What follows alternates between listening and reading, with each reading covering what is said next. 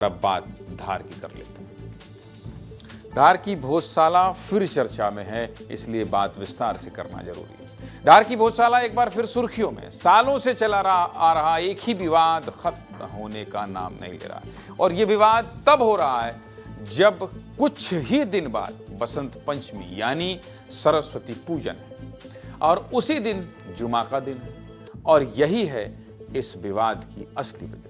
बसंत पंचमी भी एक दिन और जुमा भी उसी दिन। पूरी खबर पर विस्तार से बात करेंगे, लेकिन सबसे पहले इन दो तस्वीरों को दिखाएंगे। पहली तस्वीर 19 जनवरी की है, जब पूरे धार शहर में पुलिस और रैपिड एक्शन फोर्स ने मार्च निकाला था। शहर में माहौल न बिगड़े, उसके लिए 2500 पुलिसकर्मी तैनात किए गए। अब इतनी सारी फोर्स क्यों लगाई गई, इसका जवाब है बसंत पंचमी और जुमा एक दिन होना। दूसरी तस्वीर मंगलवार 20 जनवरी की है, जहां बड़ी तादाद में हिंदू संगठन और स्थानीय लोग पहुंचे, जिन्होंने भोजशाला के गर्भगृह में मां वाग्देवी की तस्वीर स्थापित की और हनुमान चालीसा का पाठ किया। इसी के साथ बसंत पंचमी पर अखंड पूजा का संकल्प भी लिया गया। इतनी बड़ी संख्या में हिंदू संगठन के लोग पहुंचे तो प्रशासन भी पूरी तरह से अलर्ट रहा। आने वाले बसंत पंचमी पर माहौल न बिगड़े, उसके लिए भी भारी पुलिस बल तैनात करने की प्लानिंग है। धार में बदलते माहौल पर हमारे सहयोगी जफर अली और पुनीत विजयवर्गीय ने एक रिपोर्ट भेजी है। पहले रिपोर्ट देखिए।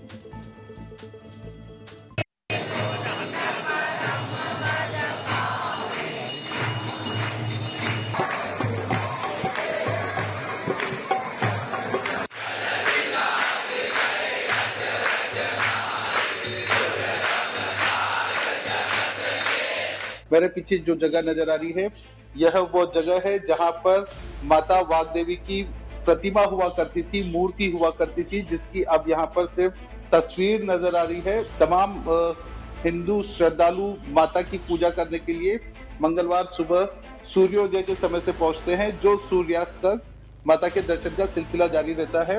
राजा भोज के समय यह एक यूनिवर्सिटी हुआ करता था। यहाँ देखेंगे तो संस्कृत से लिखा हुआ श्लोक भी नजर आएगा। इस यज्ञशाला में पूरे समय उनकी मांग है कि अखंड यज्ञशाला चालू रहे, इसे रोका न जाए नमाज के समय भी।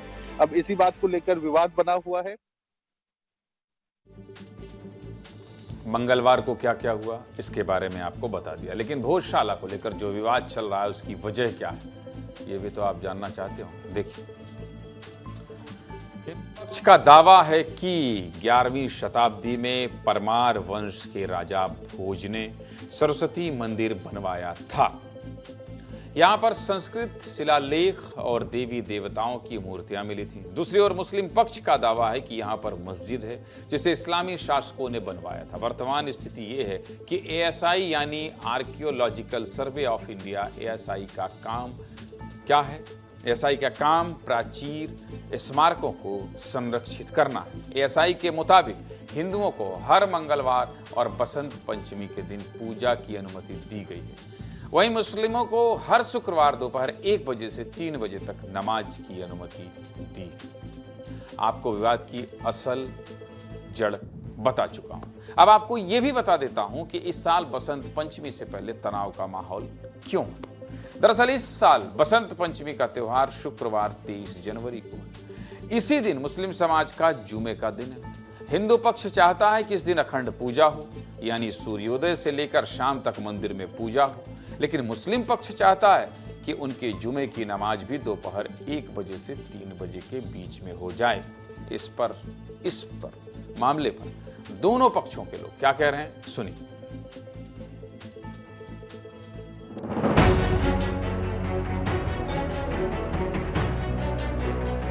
समाज पे एक भी लाठी चलाई गई तो हम बीजेपी सरकार का विरोध करेंगे और पूरे देश में करेंगे। इस बार हिंदू समाज ने संगठन के माध्यम से ये तय किया है कि इस बार माँ की पूजा अखंड हो। शुक्रवार की नमाज वो कहीं भी कर सकते हैं, नमाज जरूरी नहीं। बसंत पंचमी साल में एक बार आती है, इसलिए हिंदू समाज यही करेगा पूजा। अखंड पूजा होना चाहिए, बस साल में एक ही बार आती है बसंत पंचमी, तो हम तो अखंड पूजा करना चाहते हैं। हवन खंडित हमारा नहीं होगा, पूजा चलेगी हमारी और चलना चाहिए।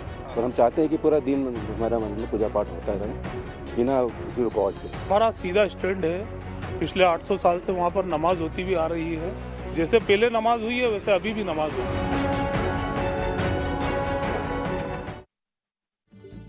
सीधे मुद्दे की बात है, बसंत पंचमी पर हिंदू पूजा करेंगे या मुस्लिम नमाज पढ़ेंगे, इसी को लेकर सवाल और तनाव।